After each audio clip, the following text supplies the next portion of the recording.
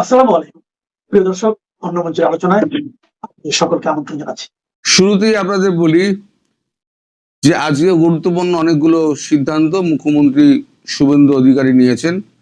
তার মধ্যে কেন্দ্রীয় আটকে থাকা প্রকল্প যতগুলো আছে মমতা ব্যানার্জির অসহযোগিতার স্বাস্থ্য প্রকল্প থেকে 100 দিনের কাজ, গ্রামীণ সড়ক রোজগার যোজনা, এই যত প্রকল্প আছে কেন্দ্রীয় প্রকল্প, তারপর হচ্ছে আপনার ওই কি বলে বাড়ি তৈরির জন্য, গ্রামের গরিব লোকেদের বাড়ি তৈরি করার জন্য যে প্রকল্পটা ছিল, কেন্দ্রীয় প্রকল্পের টাকা খরচা করে উনি বাংলার আবাস, প্রধানমন্ত্রী আবাস যোজনা, সেটা উনি বাংলার আবাস যোজনা করে দিয়েছিলেন।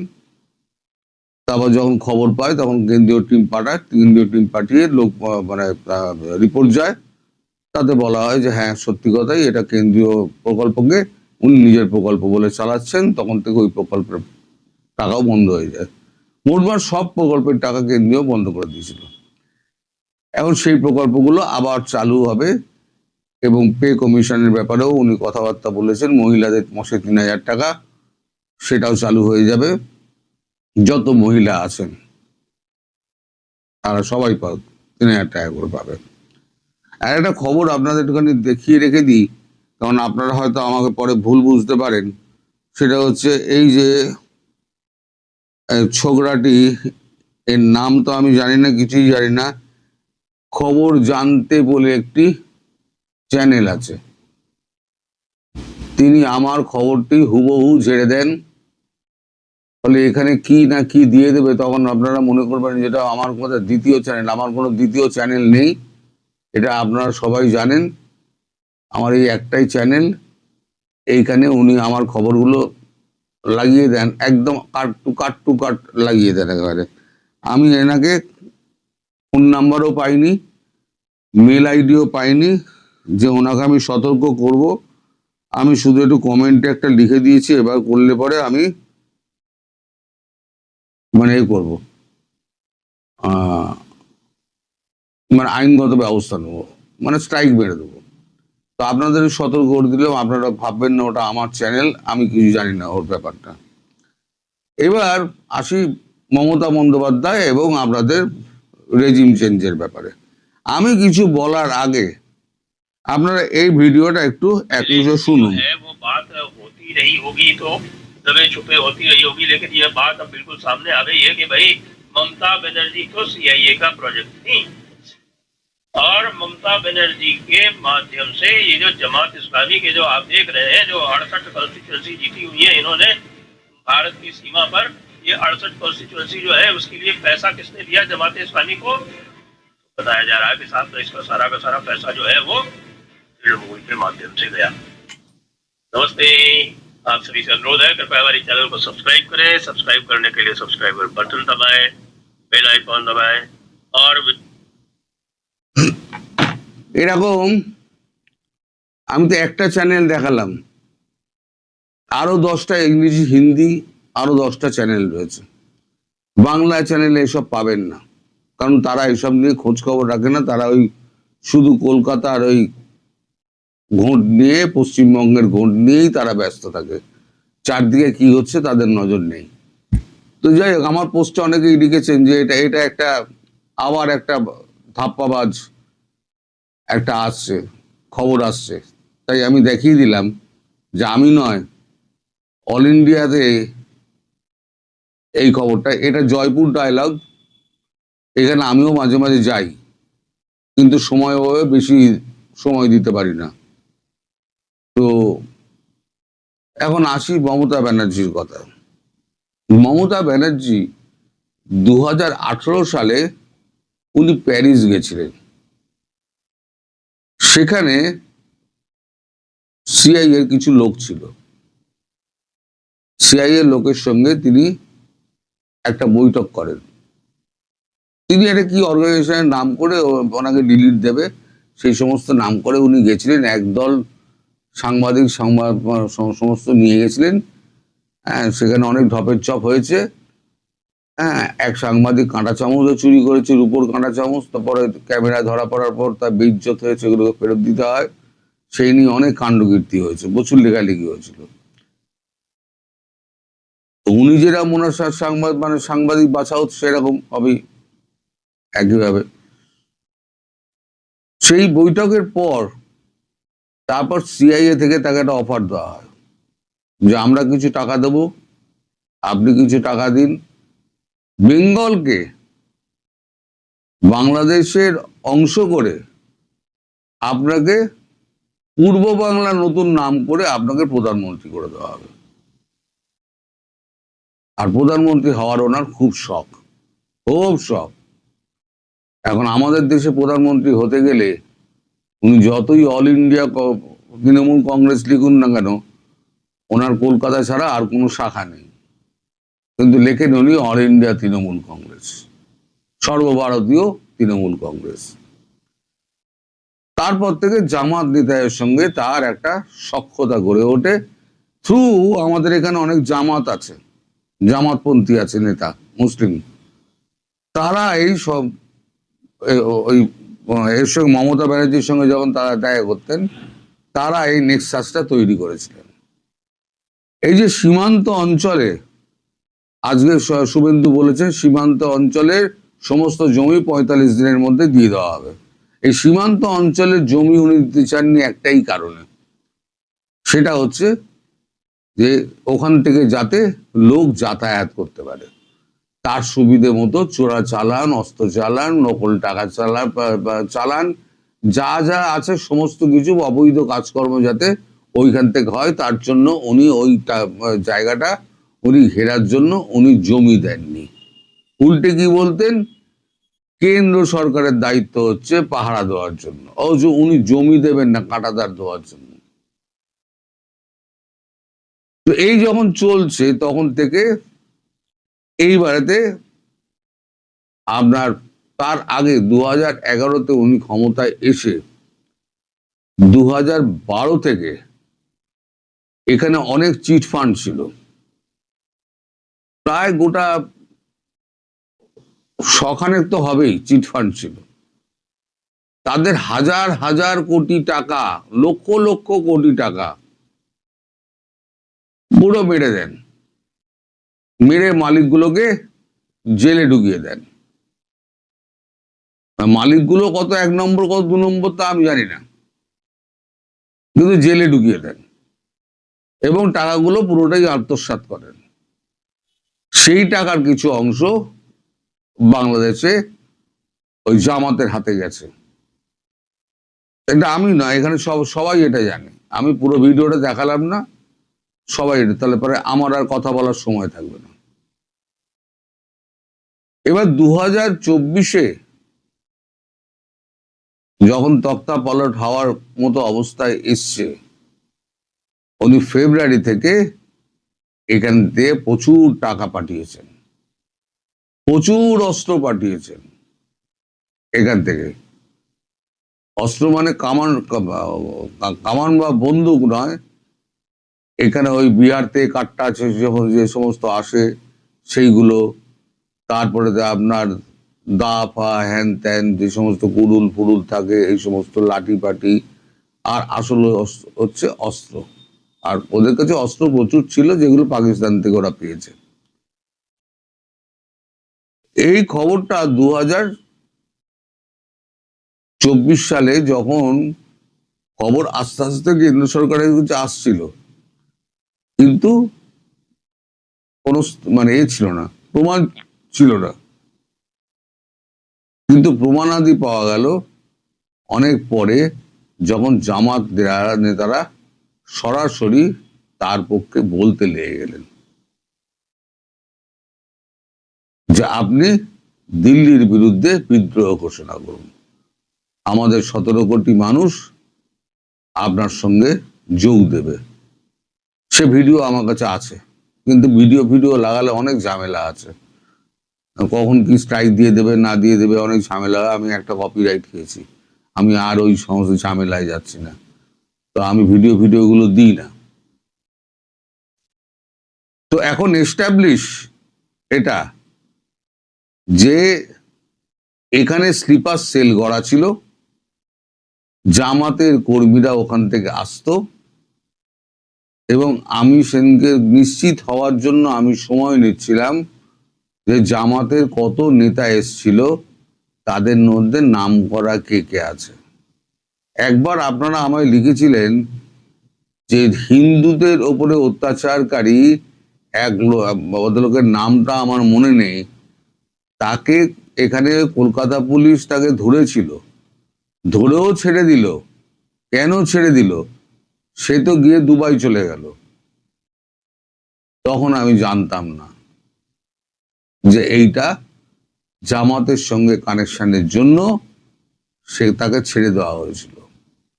অর্থাৎ পশ্চিমবঙ্গকে বাংলাদেশের সঙ্গে জুড়ে তিনি পূর্ব বাংলা নাম দিয়ে সেখানে প্রধানমন্ত্রী হওয়ার জন্য যে চক্রান্তটা করেছিলেন, সেই চক্রান্তে সামিল ছিল সিআইএ এবং তৃণমূলের অন্যান্য নেতা মন্ত্রীরা। এটা আমি বলছি না, এটা আপনারা সবাই শুনতেই পেলেন। পুরো ভিডিও দেখলে সেই ভিডিওর আমি ডেসক্রিপশনে আমার ওরা ডেসক্রিপশন থেকে আমি ওর লিঙ্ক নিয়ে আমি আমার কমেন্ট বক্সে দিয়ে দেব। আপনারা পারলে সেটা একবার শুনে নেবেন যে জামাতের সঙ্গে ওনার কানেকশনটা কি আছে না আছে, এবং আমি কতটুকু ঠিক বলছি কতটুকু ভুল বলছি সেটাও প্রমাণ হয়ে যাবে।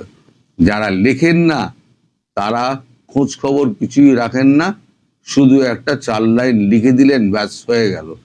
আরে পৃথিবীর খোঁজ খবর রাখতে হয়। আপনারা যদি না রাখেন তাহলে পরে অন্য লোককে আপনারা মনে করবেন গুলবাজ আর ডববাজ। আপনারা সত্যটা জানার চেষ্টা করেন না, কুয়োর ব্যাং হয়ে পড়ে রয়েছেন। যাই হোক, আপনারা ভিডিওটা দেখুন, ধীরে ধীরে আরো অনেক সত্য আসবে। প্যান্ডোরার বক্স যখন খুলতে লেগেছে তখন কিন্তু সব ফাঁস হবে, সব ফাঁস হবে। এখন একটা প্রেস কনফারেন্স করছেন শুভেন্দু অধিকারী রিগার্ডিং মমতা ব্যানার্জি। প্রেস কনফারেন্সটা হয়ে গেলে আমি সময় মতো ভিডিওটা হাতে এলে আমি প্রেস কনফারেন্সের কিছু অংশ আপনাদের শুনিয়ে দেব যে মমতা ব্যানার্জির দুর্নীতির মুখোশ উনি কতটা খুলেছেন এবং মমতা ব্যানার্জি কি জিনিস সরকারকে বা বাংলাকে কতটা ক্ষতিগ্রস্ত করে দিয়েছেন, এবং বাংলাকে বাংলাদেশের সঙ্গে জড়িয়ে দেওয়ার যে চক্রান্তটা উনি করেছিলেন সেই চক্রান্তটা উনি করতে পারেননি। তার জন্যেই ভারতবর্ষ যখনই ওই শেখ হাসিনার রেজিম চেঞ্জ হয়েছে, ভারতবর্ষের প্রধানমন্ত্রী নরেন্দ্র মোদী তখন সঙ্গে সঙ্গে 2024-এ ঠিক করে দেন যে আমি পশ্চিমবঙ্গের রেজিম চেঞ্জ করব। মমতা ব্যানার্জিকে হটাতেই হবে, না হলে পরে আমাদের দেশ সুরক্ষিত থাকবে না। তখন থেকে এই আমাদের বিজেপির যত লোকজন আছে এবং আমাদের বিজেপির যে সেলটা আছে সেই সেলটা পুরোপুরি হিন্দুদের ঘরে ঘরে ঘরে ঘরে পৌঁছে যায়, পৌঁছে গিয়ে হিন্দুদের সমস্ত একত্র করার কাজটা করে। তারই অংশ হচ্ছে এই বিপুল ভোটে বিজেপির জয় এবং মমতা ব্যানার্জির বিদায়। আমি ওই ভিডিওগুলো লাগালাম না, ভিডিও লাগালে সমস্যা। আমি এখানে কমেন্টে আমি দিয়ে দিচ্ছি ওনার ভিডিওর লিঙ্ক। এই লিঙ্ক নিয়ে আপনারা করতে পারেন, দেখতে পারেন। সবাই ভালো থাকবেন। কথা বলতে চাই, পশ্চিমবঙ্গে সর্বশেষ বিধানসভা নির্বাচন হয়ে গেল। নির্বাচনের আগে পরিস্থিতি একটু চিন্তা করুন যে সেখানে 91 লক্ষ ভোটার বাদ দেওয়া হয়েছে। বাংলাদেশের জন্য কি বড় নিরাপত্তা ঝুঁকি হিসেবে কাজ করবে এটি? আমার এই মুহূর্তে পৃথিবীর ইতিহাসে সবচেয়ে বড় দেশান্তরী 1947 সালের দেশ বিভাগের কথা মনে পড়ছে, যেখানে আনুমানিক প্রায় 1,45,00,000 মানুষ তাদের ভিটামাটি ছেড়ে সীমান্তে অতিক্রম করেছিল, এপার থেকে ওপার, ওপার থেকে এপার। ভারতের তৎকালীন সরকারি পরিসংখ্যান অনুযায়ী প্রায় ৭২ লক্ষ হিন্দু ও শিখ পাকিস্তান থেকে ভারতে যান এবং প্রায় ৭৩ লক্ষ মুসলিম ভারত থেকে পাকিস্তানে পাড়ি জমান। অর্থাৎ পাকিস্তান বলতে পূর্ব পাকিস্তান, পশ্চিম পাকিস্তান সব মিলিয়ে। এবং এই যে দেশভাগের সময় যে হানাহানি সহিংসতার ঘটনা ঘটেছিল, প্রাণহানির সঠিক সংখ্যা ঐতিহাসিক এক এক রকম তথ্য দেন, তবে ধারণা করা হয় এই দেশভাগের কয়েক বছরে 2 থেকে 20 লক্ষ মানুষ প্রাণ হারিয়েছিল। আজকে কেন মনে পড়ছে, পশ্চিমবঙ্গ বিধানসভা নির্বাচন পূর্ব সময়ে শুধুমাত্র অনুপ্রবেশ ইস্যু, কোন অনুপ্রবেশ? বাংলাদেশি অনুপ্রবেশ ইস্যুকে কেন্দ্র করে ভোটার তালিকায় একটা ব্যাপক সংশোধন করা হয়েছিল। আপনাদের মনে আছে SIR এর কথা? বিশেষ নিবিড় সংশোধনের মাধ্যমে 91 লক্ষ ভোটার তালিকা থেকে বাদ দেওয়া হয়েছে। এরা কারা?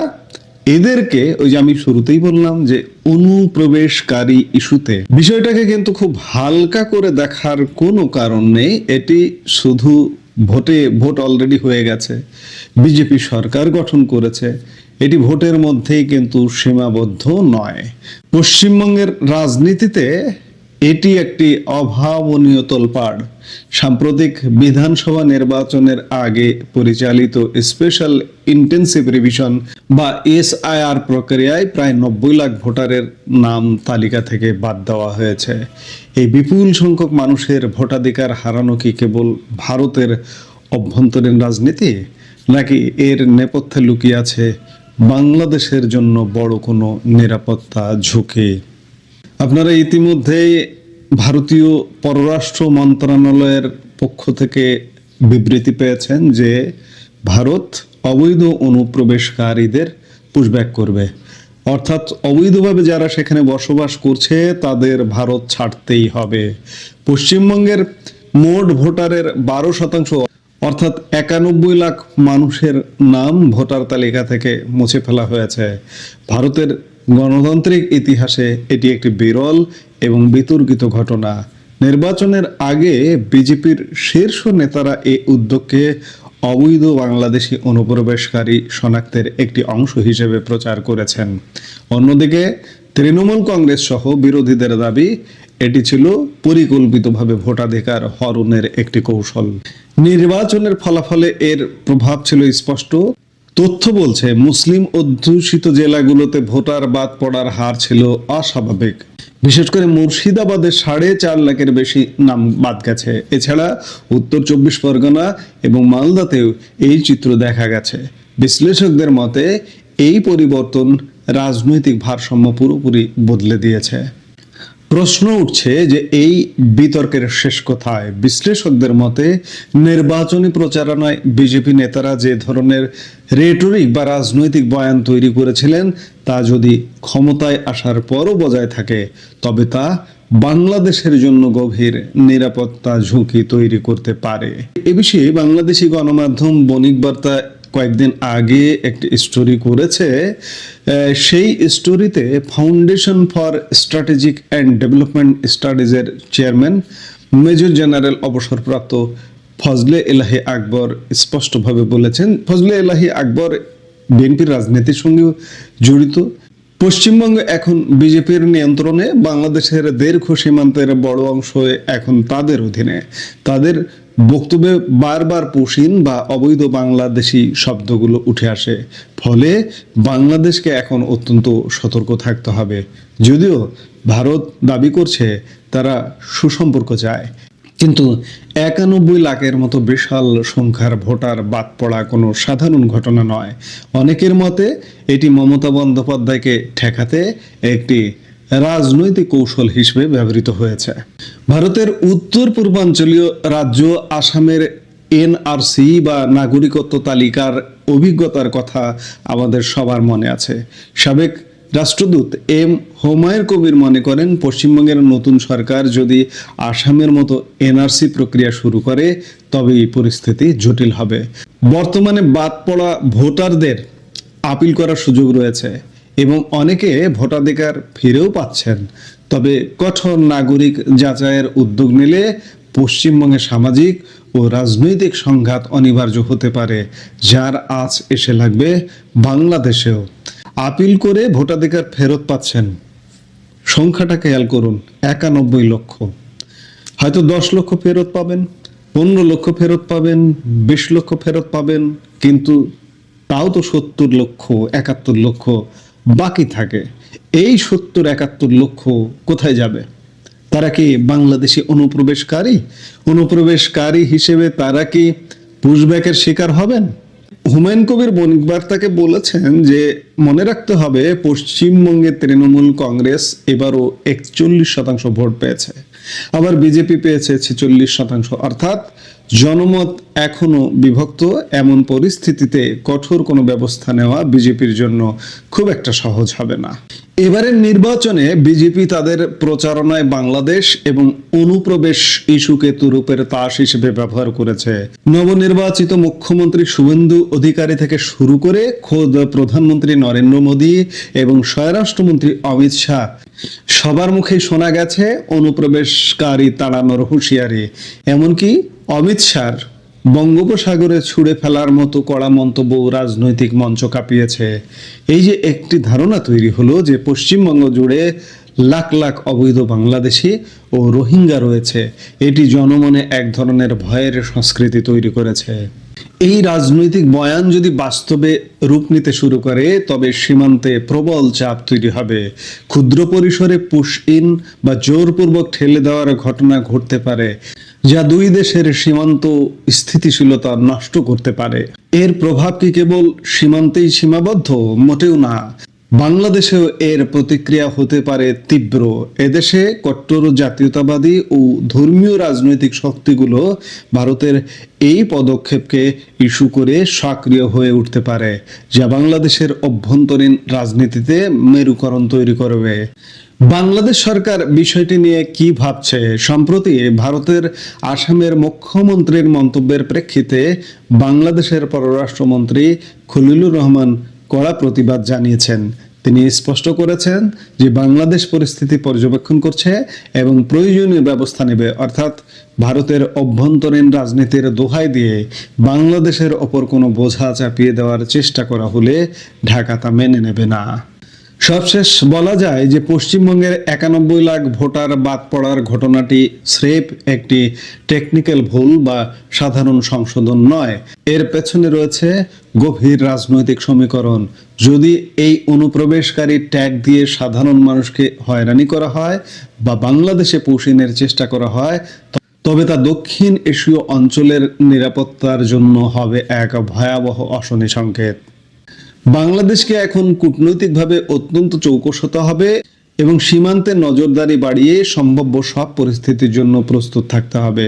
আমরা চাই সুসম্পর্ক, কিন্তু তা যেন কোনোভাবে আমাদের জাতীয় নিরাপত্তাকে বিঘ্নিত না করে। বাংলাদেশ ইতিমধ্যে সীমান্ত সতর্কতা জারি করেছে, কিন্তু সীমান্ত সতর্কতা শুধু জারি করলেই হবে না, কারণ সবচেয়ে নিকট প্রতিবেশী দেশ ভারতকে চটিয়ে বা ভারতের বিরুদ্ধাচরণ করে বিরুদ্ধে অবস্থান নিয়ে কোনো কাজ হবে না। এটি সমাধান করতে হবে কূটনৈতিকভাবে। সংখ্যাটা কিন্তু কম নয়। 91 লক্ষ অনুপ্রবেশ ইস্যুতে তারা SIR এর মাধ্যমে ভোটার তালিকা থেকে বাদ দিয়েছে। এটি কিন্তু ভাববার বিষয়। আমি বললাম যে ভোটাধিকার ফিরে পেল, সেটা কত হতে পারে, কিন্তু বাকি তাও তো বিশাল একটা অংশ। এই জন্যই বললাম যে আমার দেশ বিভাগের কথা মনে পড়ে যায়। পৃথিবীর ইতিহাসে সর্ববৃহৎ দেশান্তরী, এত বড় দেশান্তরী পৃথিবীতে আর কখনো হয়নি। প্রায় 1.5 কোটি মানুষ এপার থেকে ওপার থেকে এপার এসছে। আবার কি সেই পরিস্থিতি তৈরি হবে কিনা, এটি কিন্তু ভাববার বিষয়। বিষয়টাকে হালকা করে দেখবার কোনো সুযোগ নেই। বাংলাদেশ যদি কূটনৈতিকভাবে এটা ফেস করতে ব্যর্থ হয় কিংবা বাংলাদেশ যদি ভারতের সাথে সম্পর্ক খারাপ করে, তাহলে পরিণাম বাংলাদেশের ভালো হবে না। কয়েকদিন আগে আপনার আসামের মুখ্যমন্ত্রী হেমন্ত বিশ্ব শর্মার কথা আপনাদের মনে আছে, যে ভারত বাংলাদেশ সম্পর্ক খারাপ থাকুক, ভালো যাতে না হয়, তাহলে তাদের পুশব্যাক করা সহজ হয়। সেই কথা ধরে বাংলাদেশ যদি ভারতের সাথে সম্পর্ক খারাপ রাখে, তাহলে কিন্তু আমাদের এমনি আমরা রোহিঙ্গা চাপে চিরে চ্যাপ্টা হয়ে আছি, এদিকে যদি ভারত থেকে পুশব্যাক হয় সমানে, বেশি না, এখানে 70 লক্ষ 50 লক্ষ না, 10-20 লাখ পুশব্যাক হলে বাংলাদেশের ভারসাম্য মারাত্মকভাবে বিঘ্ন হবে, এতে কোনো সন্দেহ নাই। আমরা প্রত্যাশা করব বাংলাদেশ সরকার এমন কোনো কাজ করবে না, এবং ভারত সরকারের কাছেও প্রত্যাশা থাকবে যে বাংলাদেশের জন্য এমন কোনো চাপের কাজ করবে না যে বাংলাদেশ ক্ষতিগ্রস্ত হয়। এখন দেখার বিষয় সামনে কি ঘটে, আমরা নিশ্চয়ই দেখব। এই মুহূর্তে এ পর্যন্তই, সবাই ভালো থাকুন।